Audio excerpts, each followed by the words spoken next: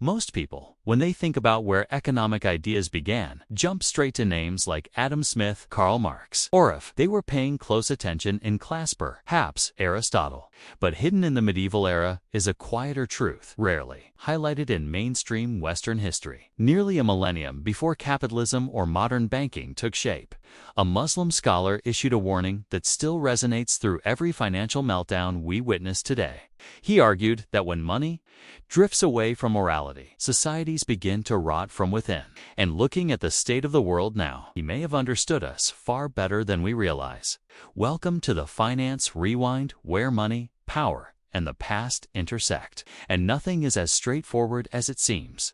To grasp the ideas of Al-Ghazali, one of the towering minds of the Islamic Golden Age, you have to picture a world that feels both familiar and strikingly different. The year is roughly 1100 CE. Europe is fragmented and impoverished, still dragging itself out of the shadows of the early Middle Ages. Meanwhile, the Islamic world spans from Al-Andalus in Spain to Persia and beyond. Its cities are bustling, wealthy, and culturally vibrant. Baghdad, Damascus, Cairo, these places aren't just capitals. They are hubs of finance, scholarship, and innovation. Caravans move along trade routes, carrying silk, spices, silver, and textiles. Scholars debate philosophy, law, astronomy, and medicine. Markets are alive, wealth is growing, and society is changing faster than anyone can fully comprehend. In this world of expanding trade and widening inequality, Abu Hamid al-Ghazali steps forward, a thinker who was part philosopher, part jurist, part theologian, and part social critic. Imagine someone capable of explaining the nature of the soul and the function of a currency system in a single breath. Born in 1058 in Persia, Al-Ghazali rose rapidly through intellectual circles. By his mid-30s, he had secured one of the most prestigious academic posts in the Islamic world. But what set him apart wasn't his status. It was his refusal to simply accept the world as it was. He witnessed a society where wealth was multiplying and markets were thriving, yet something felt deeply wrong. A culture chasing money but losing meaning. An economy that looked strong on the surface but hollow. Underneath, you don't need to squint to see the parallels with today.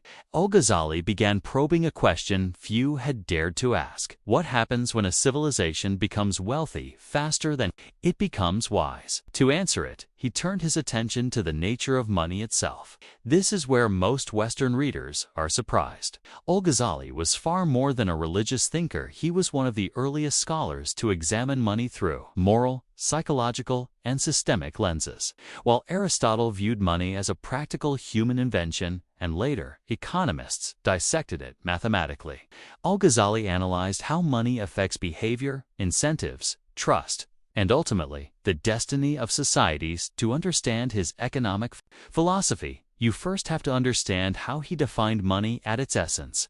For Al-Ghazali, money was never meant to be worshipped, stockpiled, or used as a symbol of status. It was a tool, nothing more a means of facilitating exchange. He likened money to a mirror. A mirror has no value by itself. Its use comes from what it reflects.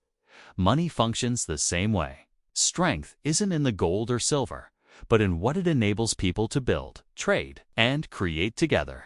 Economists today often present this as a modern insight, but Al-Ghazali articulated it in the 11th century, when much of Europe still treated wealth as land, treasure, or spoils of war. From this foundation came one of his most important principles: money that is hoarded is money that is dead to him.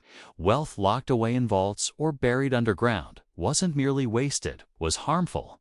Idle wealth doesn't circulate. It doesn't employ workers, stimulate trade, or support families. It chokes the economic bloodstream. Al-Ghazali described it as freezing the lifeblood of society, a sentiment that could easily appear in modern discussions about inequality. But he wasn't simply condemning greed. He was diagnosing a systemic problem. When the wealthy hoard their resources, they create artificial scarcity, not because goods are lacking, but because circulation is obstructed. Prices warp, markets destabilize, ordinary people suffer. This leads to another one of his major insights: speculation erodes trust. Al-Ghazali had zero tolerance for traders who manipulated prices, engineered shortages, or exploited crises for personal gain. To him, speculation wasn't clever maneuvering, it was moral decay. Profit without contribution. Whoever profits from the suffering of others, he wrote, profits from corruption. And corruption, he believed, was contagious. Once it infects a society, it spreads from markets to institutions, and eventually to the civilization as a whole. If all of this sounds like a critique of modern financial bubbles, predatory lending, or profiting off economic crises, that's because it is. It's just being voiced nearly 9 centuries before any of those terms existed. But Al-Ghazali wasn't opposed to profit. He wasn't against commerce. He wasn't promoting monastic poverty or rejecting material wealth. He firmly believed in trade. He saw markets as natural, essential, and even virtuous when used properly. Wealth itself, in his view, could be meaningful something, honorable, even beneficial to society. His real enemy was dishonest commerce, deceit, fraud, false measurements, hiding product defects, and manipulating information. Al-Ghazali argued that markets only work when people trust one another. Once that trust collapses, the entire economic structure follows on this way. He became one of the first thinkers to articulate what we now call transaction costs, information asymmetry, and moral hazard just without the modern terminology. Another major point he emphasized was the importance of labor. He believed that work carried dignity, while unearned wealth carried danger. Money earned through real effort strengthened the character. Money gained through exploitation weakened it. It sounds moral, but his reasoning was practical. Societies prosper when people contribute. They decay when people exploit. But Al-Ghazali didn't limit his criticism to individuals. He was also among the earliest voices to challenge state interference in currency. Medieval rulers, much like modern governments, often diluted their gold or silver coinage to extend their spending power. It was a hidden form of taxation, paid through inflation. Al-Ghazali condemned the practice outright. To him, debasing currency was a form of theft. It damaged public trust. It hurt the poor most of all, since they ended up with weakened coins.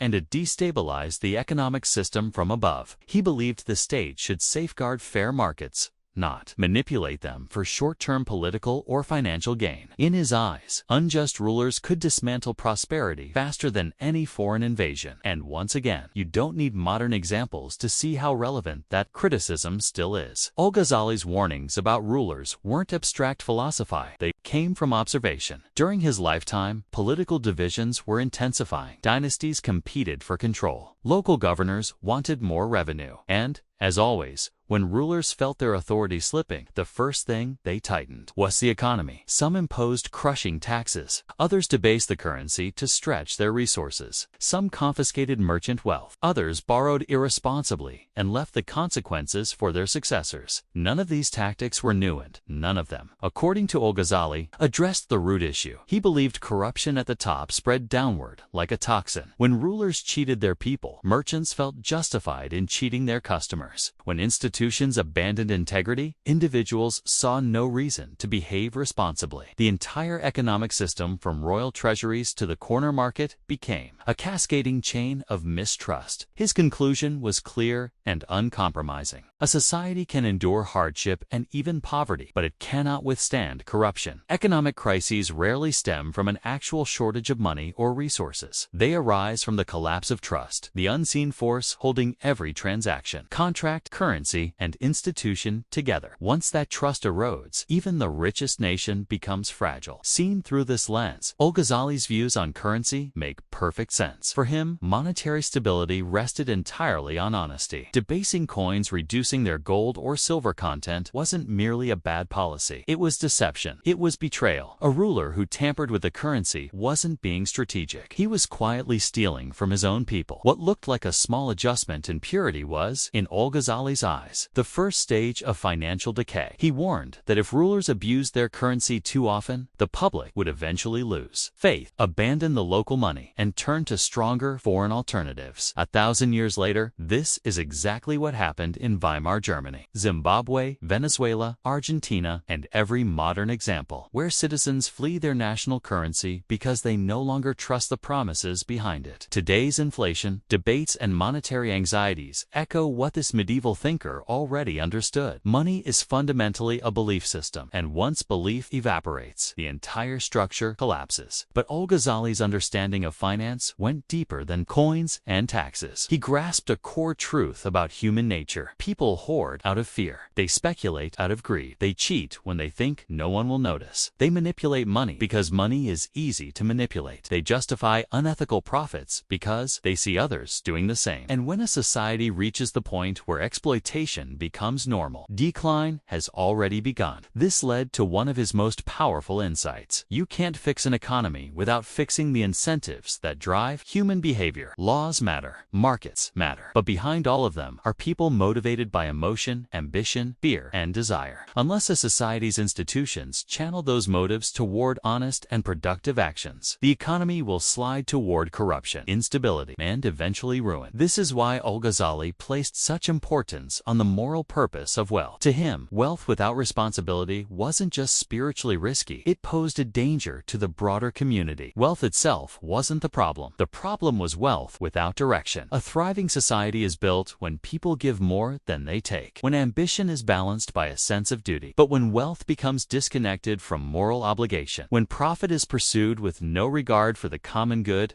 the entire system becomes brittle. A society driven by self-interest eventually crumbles, and when it collapses, no one escapes the consequences, not even the wealthy, who believed they were protected. Civilizations flourish when they maintain balance. They crumble when that balance breaks. And that brings us straight into the modern era, a world where Al-Ghazali's observations sound less like medieval reflections and more like a direct assessment of our current reality. We live in a global system where money moves faster than meaning, where wealth inequality has reached heights unseen in generations, where speculation is often rewarded more than genuine contribution, where institutional trust erodes year after year, where inflation quietly chips away at purchasing power, and where financial bubbles inflate, burst, and return with predictable rhythm. Everywhere you look, you can see the same patterns Al-Ghazali described, now amplified across the world. His critique of hoarding echoes today's conversations about billionaire wealth, offshore tax havens, and extreme concentration of capital. His warnings about speculation mirror modern worries over housing bubbles, crypto swings, shadow banking, and predatory financial practices. His condemnation of tampering with currency sits at the center of today's debates over monetary policy, and his insistence that trust is the basis of prosperity explains why countries with reliable institutions, fair courts, transparent governance, stable regulations tend to have stronger currencies and sturdier economies. What surprises modern readers most is how little the fundamentals have changed. Technology is different. Markets move faster. The playing field is global instead of regional. But the underlying human impulses remain identical. If Al-Ghazali were to analyze today's world, runaway public and private debt, speculative manias, widening inequality, political paralysis, decay, and collapsing faith in institutions, he would likely repeat the same words he wrote 1,000 years ago. Where justice is lost, prosperity cannot remain. It's a harsh truth. Economies don't implode because the math stops working. They implode because the people within the system stop trusting one another, because the incentives encourage the wrong actions, because the institutions responsible for fairness fail to uphold it. Human impulses, fear, greed, ambition, shortcuts, not abstract formulas, are what push civilizations into crisis. Al-Ghazali wasn't delivering a sermon. He was describing the world as it is. He understood something many economists still hesitate to acknowledge. Money is not just a mechanical tool. It is part of a moral ecosystem. And when that moral foundation collapses, the financial structure collapses with it. That's why his insights still matter. In an age defined by record-breaking debt, speculative excess, declining trust, and widespread financial uncertainty, his core lesson becomes a rule for survival. When money becomes separated from morality, the system will eventually fail. Understanding that isn't just financial education, it's financial self-defense, because history doesn't repeat word for word. But if you fail to learn from it, it can still flatten you just the same. And if this gave you a fresh way to view the present, hit subscribe. History holds the answers, and I'll help you find them.